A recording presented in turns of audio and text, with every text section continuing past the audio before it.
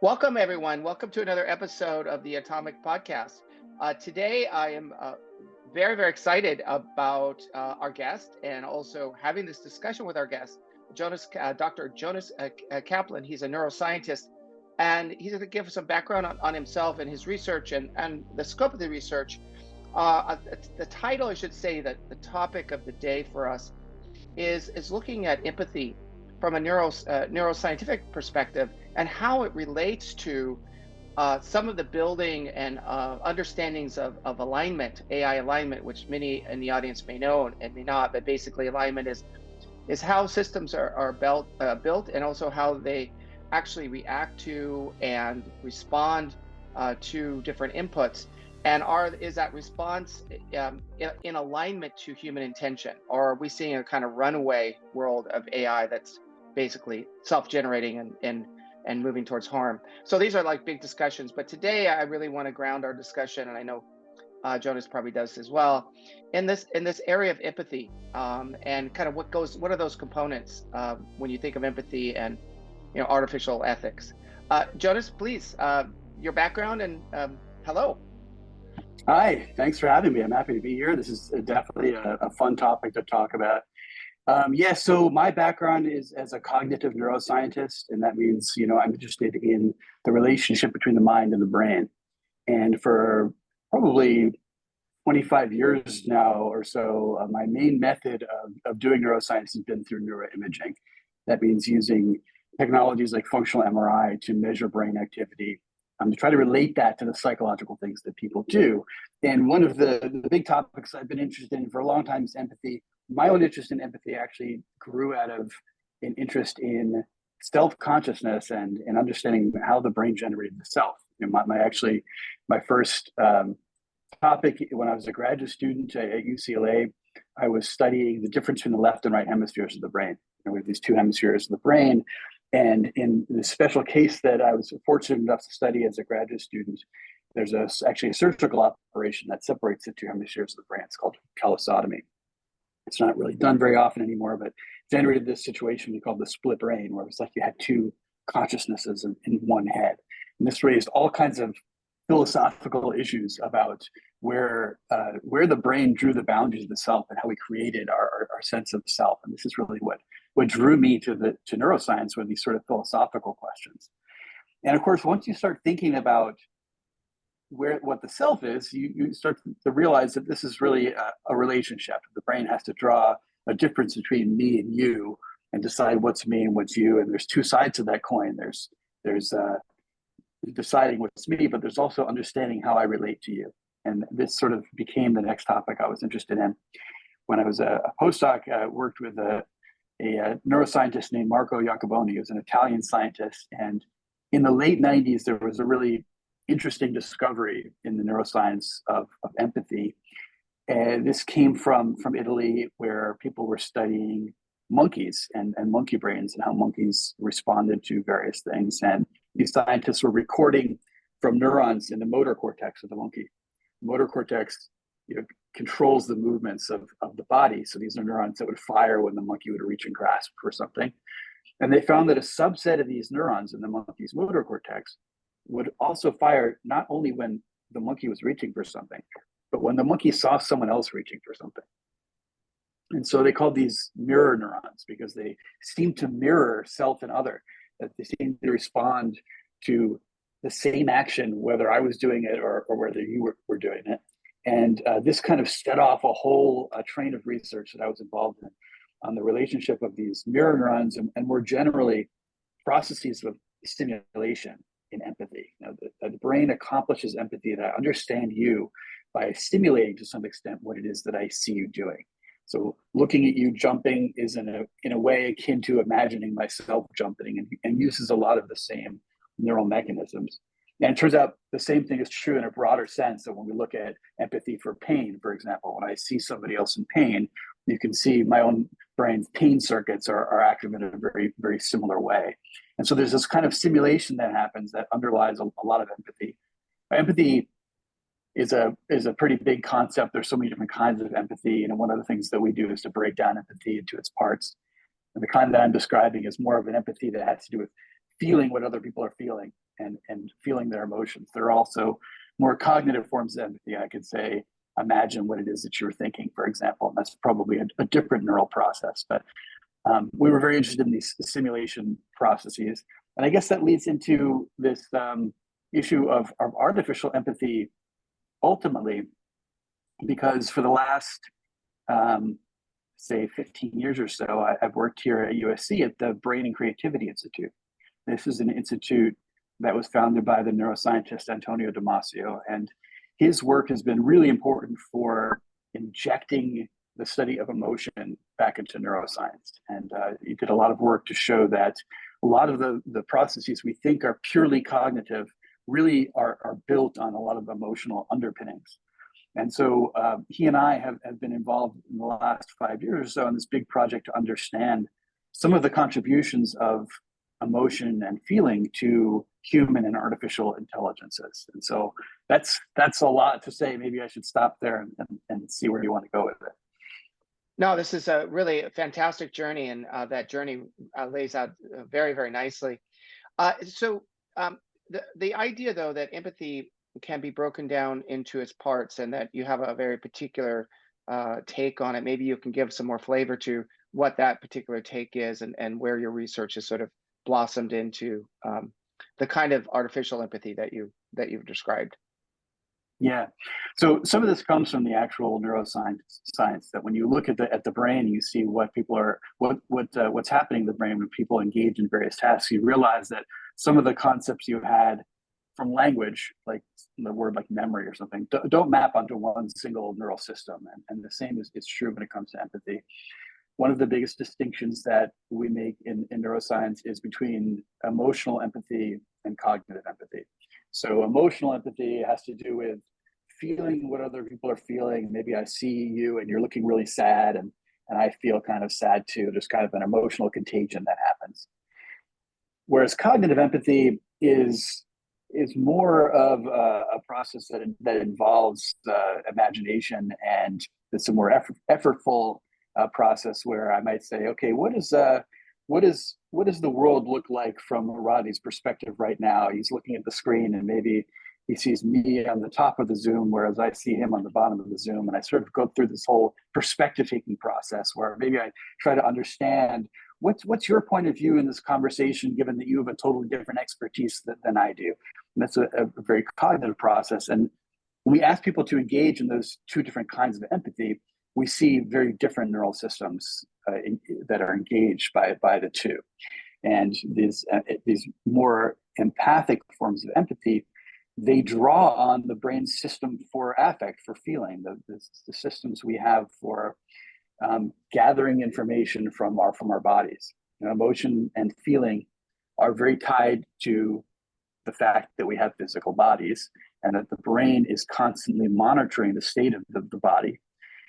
You might feel something, for example, you're about to go on a podcast and you feel like some butterflies in your stomach. It's because you have all of this innervation of the internal milieu of your body, the gut and the heart and the lungs, and all of this information from inside your body is brought up to the brain and integrated into this kind of overall homeostatic view that the brain is looking at. This is actually one of the brain's most important jobs, because the brain is there to keep us alive first and foremost. And that's all of the other forms of intelligence that we have are ultimately in service of that.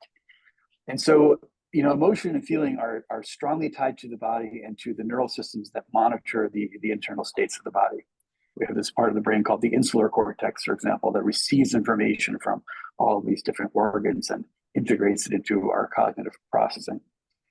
And this is actually one of the places where we diverge quite a bit from artificial systems, right? Most of the artificial systems that we talk about nowadays are disembodied. You think about something like ChatGPT, it doesn't have a physical body that it needs to take care of. And because these systems tend to be disembodied, they really don't have any kind of analog for the systems for emotion and feeling that we do. Of course, there are embodied artificial systems like robots, and we can talk about that. But even in that case, it's not quite the same, because the body that they're monitoring tends not to be vulnerable in the same way that ours is, and it doesn't really require the same kind of self-monitoring. And do you see this conflation a lot in discussions around alignment in the literature, but maybe with colleagues, that there is the ability to gain a kind of either consciousness or some sort of equality between the AI intelligence and human intelligence? I know you see those discussions around intelligence frequently, and to me, I find that very disturbing. Not disturbing in the sense that it's going to change the world in a negative way, but it's disturbing because it's so inaccurate. And That's right. I mean, go ahead. We have such a, I think many of us have a very narrow view of what intelligence is. If you think about intelligent behavior, you think about an intelligent machine, you sort of picture it playing chess or playing Go or doing some very, some tasks that involves a lot of perception and pattern recognition and logic. But the fact is that a lot of our intelligent behavior, and even those seemingly purely cognitive processes, are built on a scaffold of emotion and affect. The emotional systems were there for billions of years before these more cognitive systems were, and they didn't get replaced. They got added upon. And so even when we're playing chess, for example, we might look at the board and you might have some feeling about what's going to happen if I move my pawn from here to there. You might be thinking through all of the various possibilities and have some feeling from your body that you're on the right track or you're on the wrong track. For us, emotion is completely intertwined with cognition. And the idea that a more intelligent system is a less emotional system is just not correct. I mean, we know from cases of brain damage where people have damage, say, to their orbitofrontal cortex, they then have difficulty incorporating emotion into their decisions.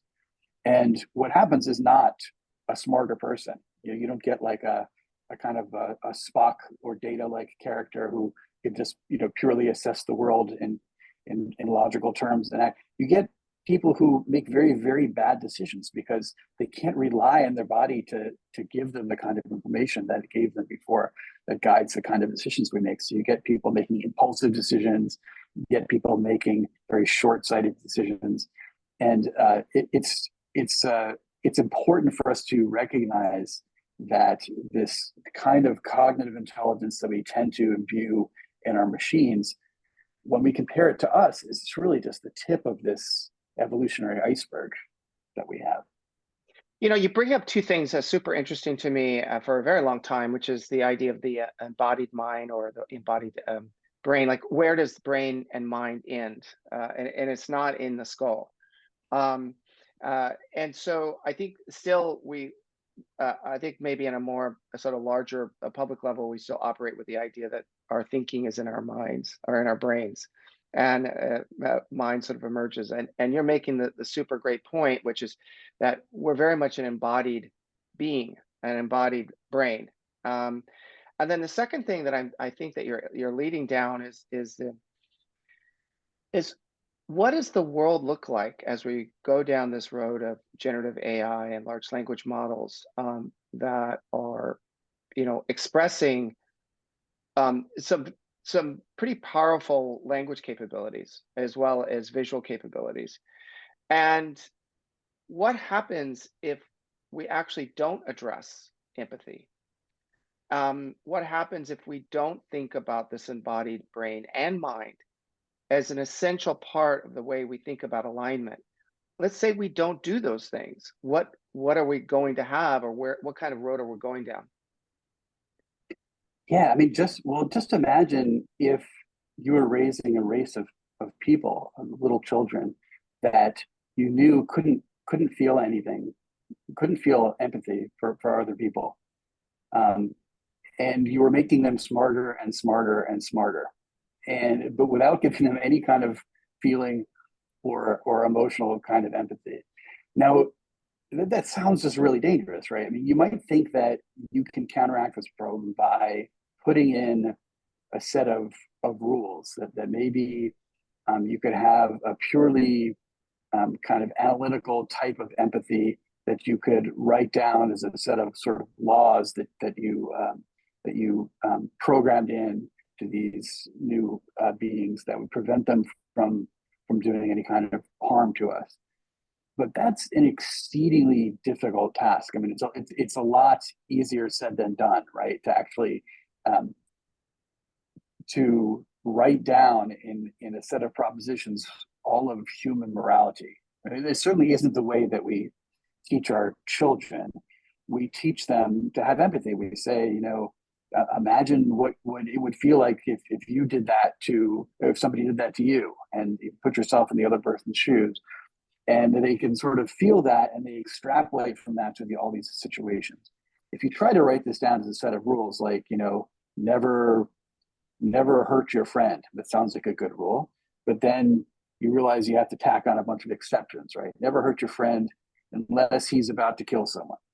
And then maybe unless that person he's about to kill is also not really bad. And it sort of goes on forever. Like, you can't really capture everything that we want to capture morally in a set of programmatic rules. At least it's just incredibly difficult to do so. And it's that, to me, that seems like that's what the main idea of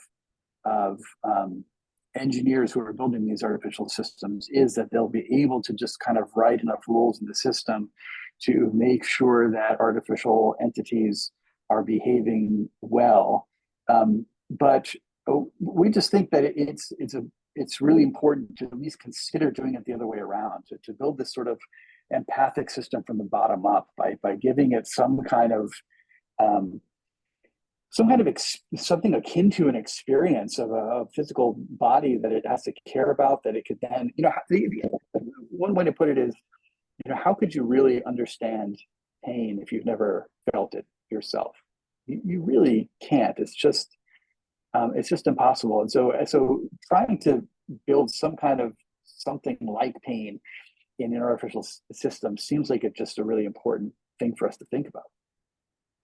Yeah, and it continues, the whole idea of pain and the subjective quality of pain remains a philosophical, one of the philosophical, or I should say, one of the aspects of qualia that we think about often. But this is not going on. I don't see the bottom-up approach with empathy and experience-driven or embodied-driven research. It seems to me to be going exactly the opposite way. So, and the idea of having human, I mean, in this case, a lot of these models have human annotators all over the world, helping them identify, what a car bumper is, or what this particular piece of language is, so that they become human informed in the way that they generate their outputs, but not human informed in the way in which they feel, the way in which emotion enters into this, the way in which, punishment for wrong behavior, because we punish ourselves almost worse than people punish us, by the mistakes we make, and then we learn from those mistakes. And I think a lot of engineers, particularly those on a sort of high level, would say, but these systems are learning, and they can learn these things. And really what you're saying is that without some sort of embodied approach, that learning will always be partial. It won't have the experiential dimension. That's right, and partial learning can be more dangerous than no learning at all. Or that, if you think about what it is that they are learning, they're learning how to respond to and manipulate our emotions without actually experiencing them at all. There's the work in artificial empathy is mostly on having artificial systems be able to, say, decode an image or a video of a person's face and figure out what it is that they're feeling. Like, we could look at this video right now and understand, like, am I frustrated? Am I sad? Am I happy? And then it can respond to that in a certain way according to its goals. And that's basically just building a sociopath. So someone who's really, really good at seeing things and manipulating them, but just has no reference point themselves for what it feels like to actually feel those things. And Jonas, is the conversation we're having now? I might be overplaying because I'm so excited, and I think it's so urgent. This area of in AI, but also in neuroscience.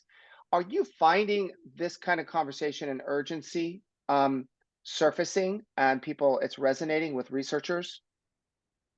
I mean, I think there is an urgency about the general threat of artificial intelligence. That certainly seems to be there. I think people, especially in the last year or so, as they've seen the capabilities grow faster than they might have expected, there have been some alarm bells going off around. Like, well, wait a minute. Like, should we slow down on this? What exactly is the capability of this thing? What's happening? I think there's much less conversation around this issue of embodiment and about how it could factor into the solution. Yeah, and so I mean, my hope here, and I'm not going into like the horizon type hope, but the idea of um, that this discussion around embodiment. I think of Andy Clark. I think of this embodied mind concept, which opened up in the late '90s, but it's been around a long time. And your work is, and Damasio's work certainly either draws from that or builds on that.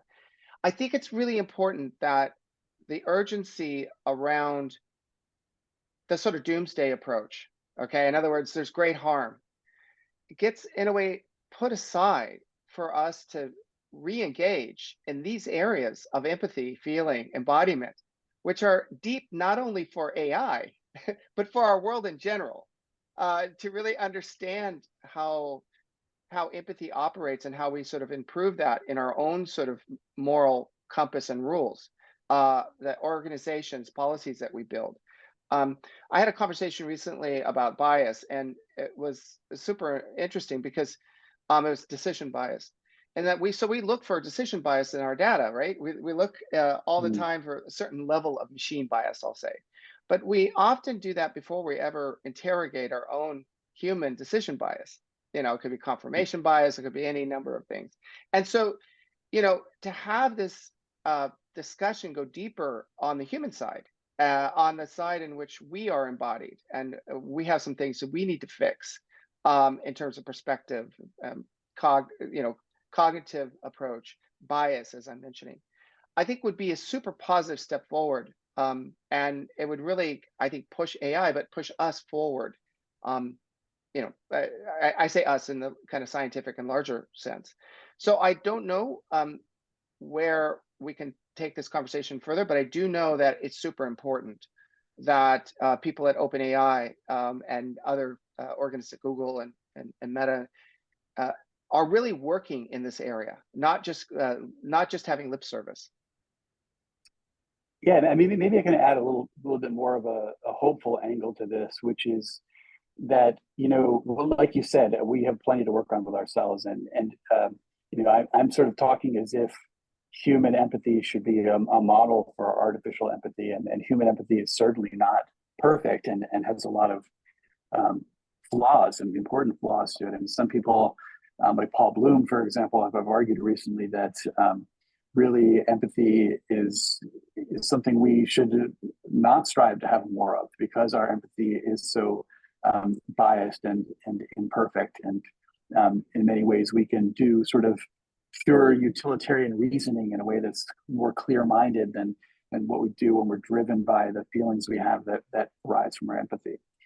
There's some examples of this, like, for example, we have this empathy diffusion effect, where if you show somebody a picture of like one child who's hungry somewhere in like Africa, for example, and you ask them, are you willing to support this child? How much could you give some money to make sure that they're fed? And people are very moved by the story of this individual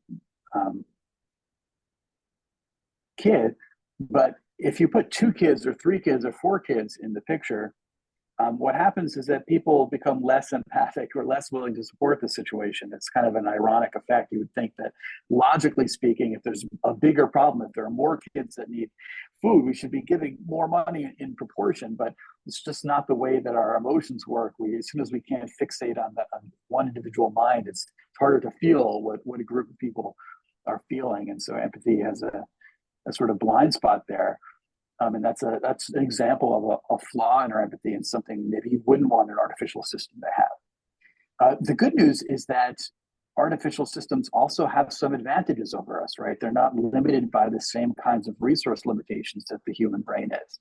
It's possible that if you were able to build an artificial system that had feeling, and I don't even know if that's possible. We can talk about that.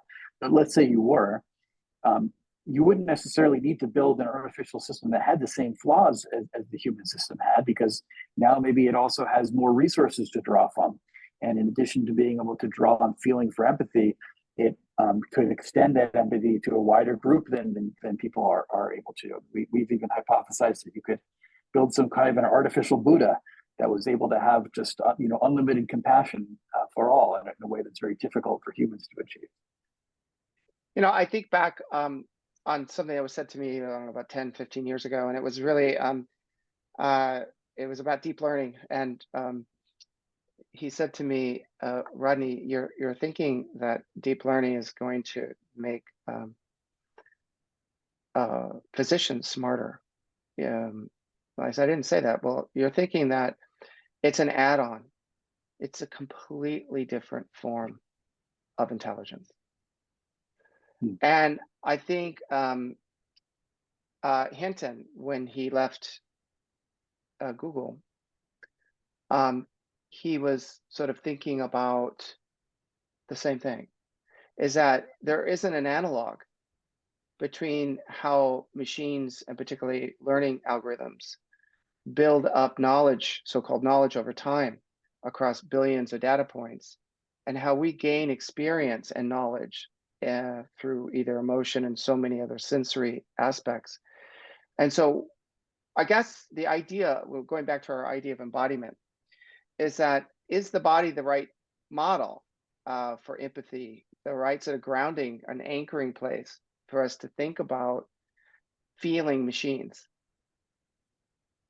I don't know. No, I'm just throwing it out there. Yeah, I don't know either. I mean, I guess I can clarify what our point of view on that is, which is that that the key factor is some kind of vulnerability, some true vulnerability that the system must learn to monitor, and through reinforcement learning, learn that some things are helpful for moving away from that vulnerable state, and other things are useful for moving towards it. Now, that vulnerability doesn't need to be a physical vulnerability in the sense of having a body.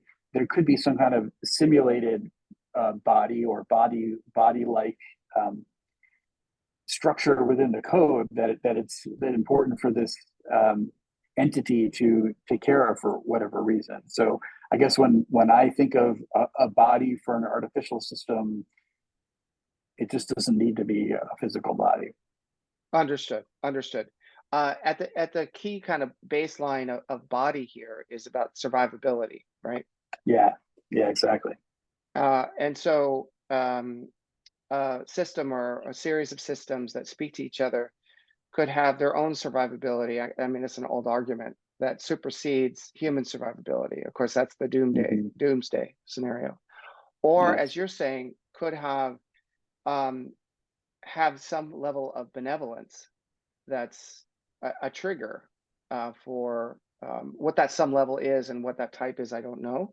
But I think these are major questions. The thing is that the pace with which the models are being developed, and the compute and the amount of data that's going into it is much faster than this conversation. Yeah. We're Do you think obsolete.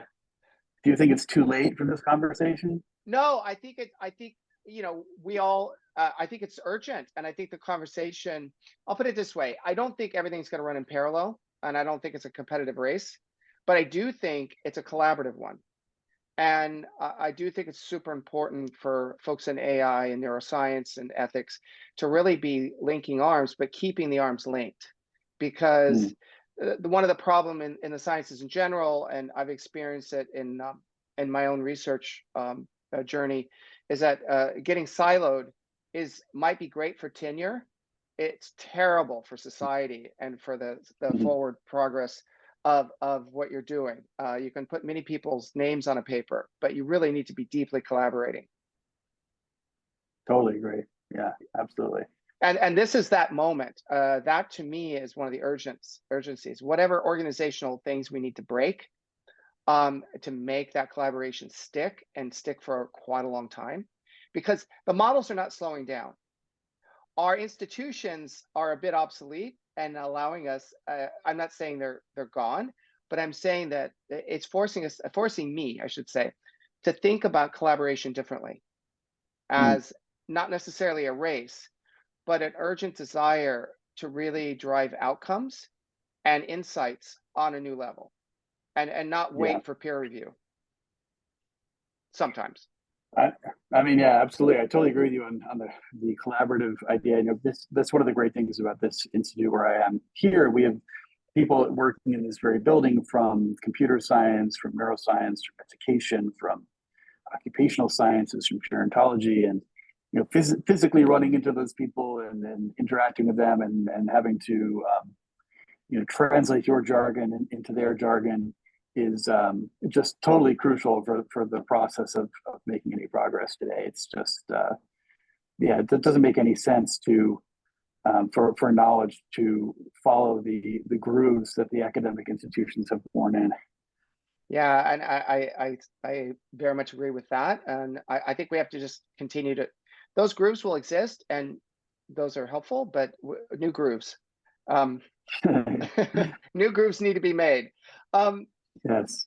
can we talk a little bit more about the alignment problem as it relates to your work? And so um, I want to get a sense of how you might regard empathic mapping, um, and from either an AI and or, because you were touching on that quite a bit, but how do you actually cross over, and have you given some thoughts, especially in terms of robots, how that mapping could have some sort of tie-ins between humans and machines?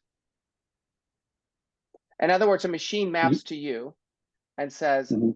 I understand that state, whatever that state is, and you're mapping to a machine, and there, as in the literature and experiences, so you're sort of turning that machine into a human, right? That has its good sides and its bad sides. So the question is, Yes. how do you get beyond some of those problems while you're doing this mutuality, this dance? Um, Yeah.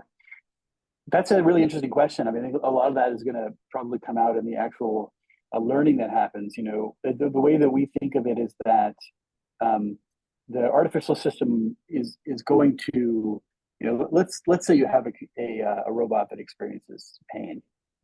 That, again, I'm not even sure if that's possible, but let's say it's theoretically possible. I'm not sure it's practically possible, but let's say you could do it. You built a robot that felt pain, and then the robot sees somebody else in pain. Now, this is where the mapping occurs. Like if the robot encounters a person who's apparently broken their finger, for example, and there, you know, the way it works in us is that when we see that, it activates our own sort of, you know, pain system. And for the artificial system, it could be like um, there's, you know, there's some similarity, there's some mapping onto its own system for taking care of that physical robot body that it has. And then you've got a weighting parameter. You know, how much does the robot weight these kind of feelings that come in from the outside world versus feelings that come from the inside world? You could have it, for example, such that they were identical. Let's say if the robot observes my finger broken, and that's just as distressing to the robot as if he broke his own finger. And then he's going to take action to save my finger, and that's going to be a sort of compassionate act that the robot does. Um, but maybe that's not the optimal weighting to care about others in exactly the same way that you care about yourself. I kind of think that if you do that, you're going to end up with a dead robot pretty quickly because it's not going to take care of itself in the way that it needs to. So there's probably got to be some bias towards taking care of oneself before taking care of others. And where exactly that point is, you know, in an artificial system, you could tune it. And so you could see what happens if we turn it all the way down. We have a robot that is completely non-empathic at all. We turn it all the way up. We have a robot that is just running into a burning house to put out a fire, even though he's going to melt himself. That's not helpful for us. So you may have to figure out like where exactly that point is of caring, and that would be a really interesting process to go through. Or another set of robots that actually do the tuning. Right. Yes. There are several different mirrors that sort of tunnelling Right. effect. But one of the things that come up in terms of cognitive neuroscience in relationship to empathy is heuristics, right? Mm. So, we think about empathy, or I should say, we operate with empathy not in an explicit rule book, like you mentioned before, but really kind of as a series of heuristics, just quick snap judgments that have been learned over time, and they've actually been a kind of how can I say, they're a consolidation of experience, and so you're just cutting through so much in order to make that decision. That decision maybe to fix that finger, for example, Mm. or to make sure you're helping yourself while you're fixing that finger. Um, that that is definitely reinforcement learning could be helpful in weighting what kind of acts would be optimal, and then you optimize those acts over time. But it's never gonna is it gonna get to that heuristics, that sort of real um, short, quick, even counterintuitive piece where you're helping a bear in Yellowstone that looked like it was just ready to kill a child. Um, but actually it was caring for the child because it thought of it was a cub and it didn't hurt the child. Mm. So the machines or the robots could be misidentifying so many things that we cut right straight through and understand immediately. Now, I know it's a super complex image I just gave you, but the how to build heuristics of empathy in machines is itself kind of that I see it as a really important step. Otherwise, you're just pulling out rule books that are being learned. Yeah, I mean that's where reinforcement learning is really good, and that's something that machines are good at, right? I mean they can learn to generalize across situations pretty well. This is something that deep learning is especially good for, and also making very very quick decisions. So I could see them getting there. That's Mm. that's the kind of thing that, given the right set of experiences, given the right set of training data, I could see an artificial system picking up on, maybe in a way that's even better than what we do. Hmm. Hmm. So, in your paper, looking at the kind of sociopathic robot point of view, I'm not saying that's your point of view, but the idea that we could go down that road. Um, do you have a suggestion? And I know you've brought up some where that road will not be traveled, or different steps from a neuroscience, I'll say, in handshake with AI could do to make sure that we don't go down that disembodied road of empathy? Oh boy, I think that's no, I think we're going down that road. I think I think We're it on looks that road already. looks like Okay. we're on that road. It looks like most of the paths ahead of us end up in some kind of disaster situation because we haven't done the right things. And you know, I think it's important to have some humility in the face of this problem, because this is our idea and we're throwing it out there. But again, we're not engineers, we're not roboticists, we're not we're not computer scientists. We just know about how the brain does this, and we could be totally wrong that this is the thing to do. And the road that I'm suggesting could be one of the many wrong paths to go down, and is very difficult to know ahead of time. I think the important thing is that we consider all of these potential paths, and that as much as possible, we choose the one to go down intentionally, and not just kind of stumble forward because of the sort of money making incentives that are there, which is the way that it seems to be happening now, that something like chat gpt is very profitable and useful to us, and so we just keep building it and building it, and the people who are building it are succeeding at it and getting rewarded for it, and it's not necessarily something that's done deliberately and with forethought. That's what I think we need to avoid. Yeah, and I do think that I mean, I think of Anthropic, all that Anthropic is looking to really create the safety mechanisms around some of these large language models. But I think they have something close to $10 billion of investment in 2 years. So Wow. yeah, so there is, I could be off a billion, but the idea is that it's in the billions, and Yeah. Created by some of the folks from OpenAI. So they internally see this road as you and I are touching upon. Um, they've turned the corner. Not Anthropic. I should go back to OpenAI. Have turned the corner of the alignment problem in terms of hiring and bringing people in to address the alignment problem. Yeah. They're still building teams around that. Now it's super intelligence alignment. It's alignment based on super intelligence. It's not just alignment about intelligence or AI. They're already planning to be concerned about super intelligence. So that just tells you a bit of the thinking, but also the trajectory and speed with which things are going. And I don't think that's cause for us to panic, but it is cause for us to get work done. Right. You know, in these areas.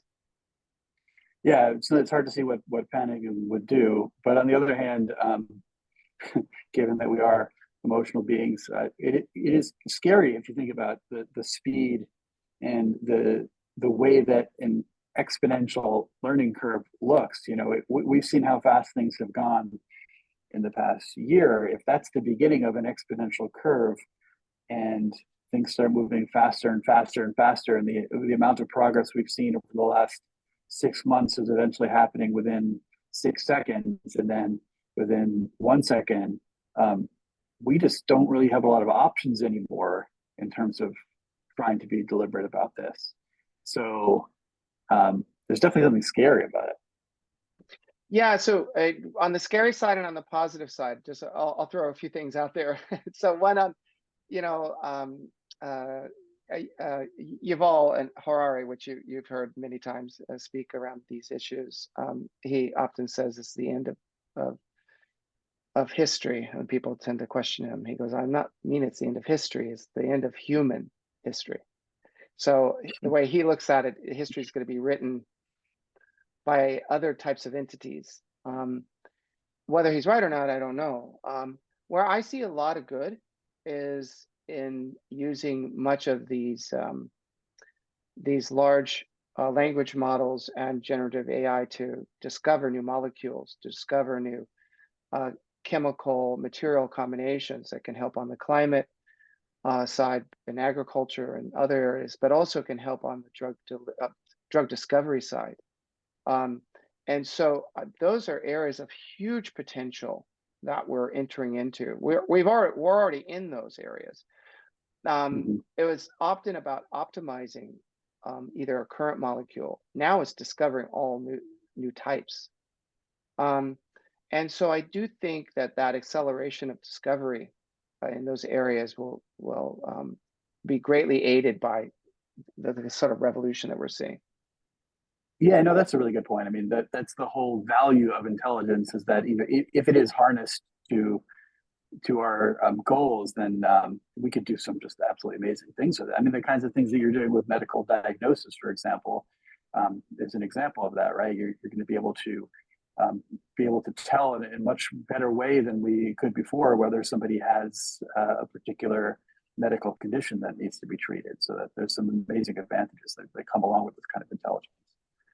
Yeah, so I'm the idea that we have the doomsday in our head all the time. It kind of keeps us from taking.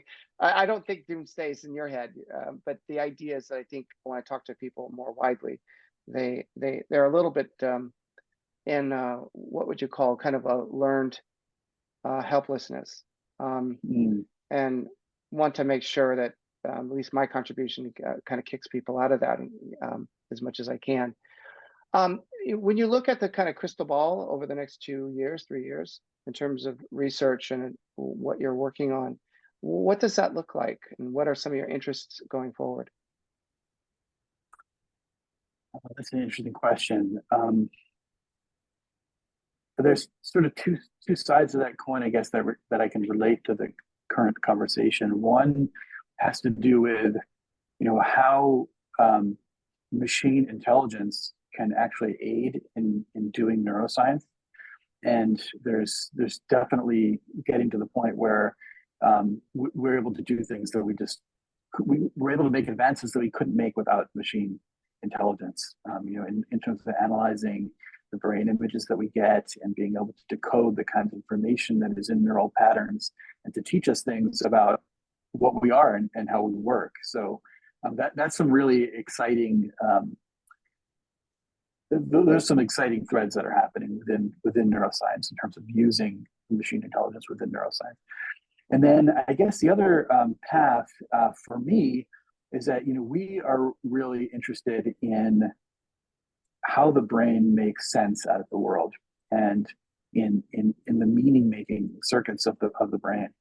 This relates to the large language models because we're sort of seeing humanity grapple with the same question with respect to these artificial intelligences. Are they really how are they making sense of what it is that I'm saying and the information they've taken in? And in order to get a kind of theory of mind of this chat GPT thing that you're interacting with, you have to sort of do some amateur cognitive science on it to figure out what's happening with it. And that's what we're trying to do with the human brain, is understand how we generate meaning at the highest levels of understanding that we have. And language is a big part of that. But there are particular ways in which we use language to describe the world that we think are particularly important. And that's why I've become really interested in storytelling and narrative and how the brain constructs narrative descriptions of reality and what some of the brain circuits are that are involved in that and how they work computationally. Now, understanding that might eventually have some applications that can be ported back over to systems like ChatGPT to help them to understand the world in a way that's more similar to the way that we do it once we understand how we do it. So it's definitely you're investigating storytelling. Are you investigating in the telling of that story aspects of creativity, different types of narrative structures? That's actually not what our focus has been, although that is also a very interesting question. We've really been more focused. It's easier for us to study narrative comprehension and how we understand stories and how we consume them, and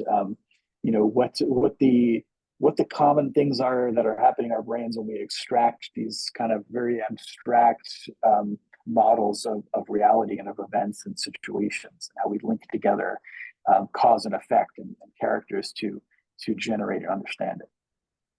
Yeah, it's a very we do it with the whole world, but we also do it with ourselves. This ties back to my interest in self, because it's part of how we understand ourselves. Like you ask me for my own background, and I tell you a story of my scientific progress, and so it's sort of pervasive in terms of how we understand the world. And when you think about meaning making, then how does meaning actually get computationally tracked? Well, that's the question. But I'm just thinking, like, how do you capture that data point?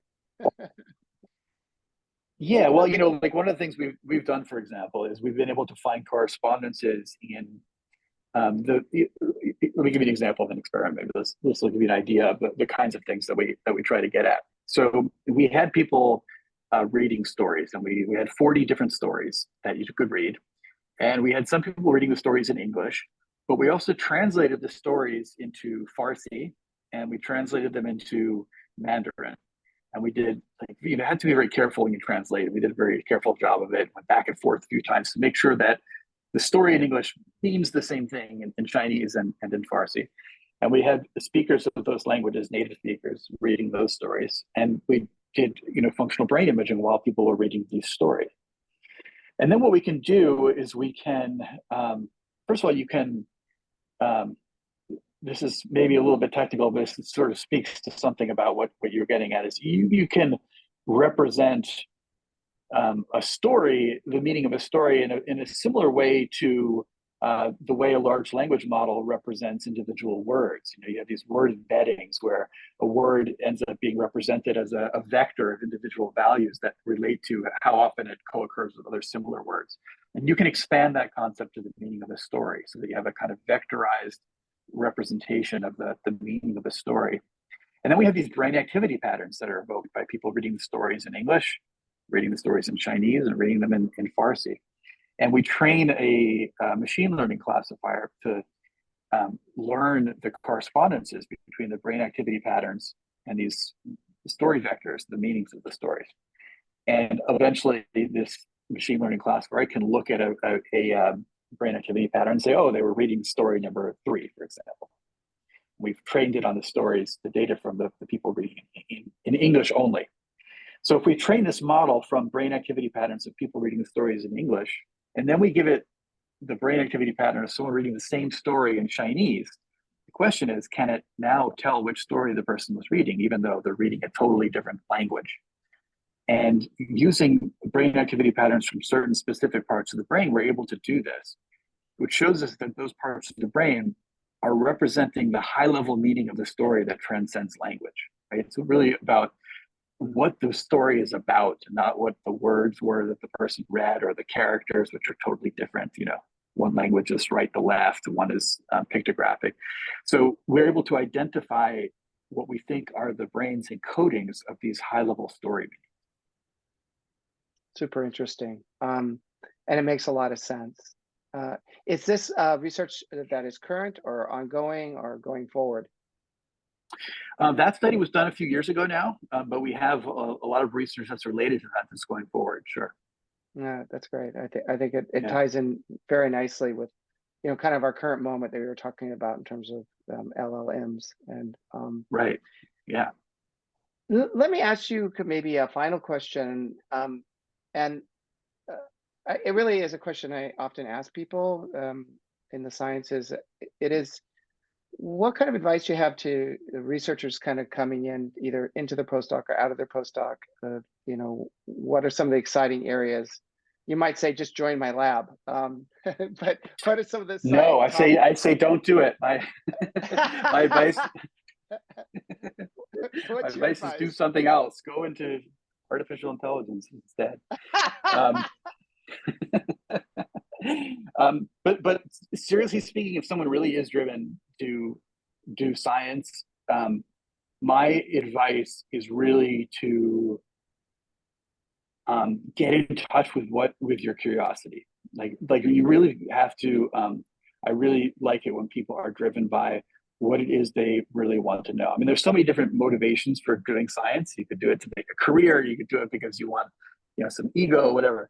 But if you're really just following the mystery of what you think is the thing that you are most curious about and really want to know, and that can change over time. So you do have to sort of stick with it and constantly check back in with it. It's a bit like I had this podcast called Float with a friend of mine who's a filmmaker, and we looked at the correspondences between science and film. And there's a very similar process to making a film where you start with this idea, which is like a really creative inspiration that you had, but now you've got to turn it into like an actual working machine with people and a script and decisions and a budget and a timeline and all this kind of stuff. And by the time it's been pushed through that whole process, at the end, you're a little bit like, is this really the same thing that I was inspired by in the beginning?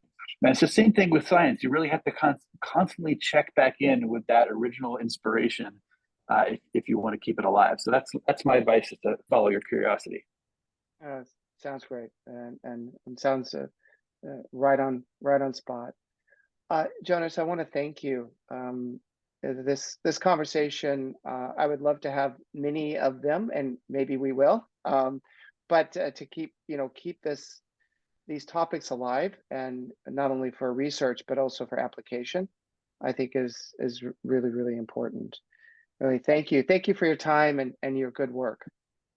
Thank you, Rodney. I totally agree. It's such an important conversation to have, and so I'm definitely grateful that you're facilitating it. So anytime. All right, take good care. Yeah, thank you. You too.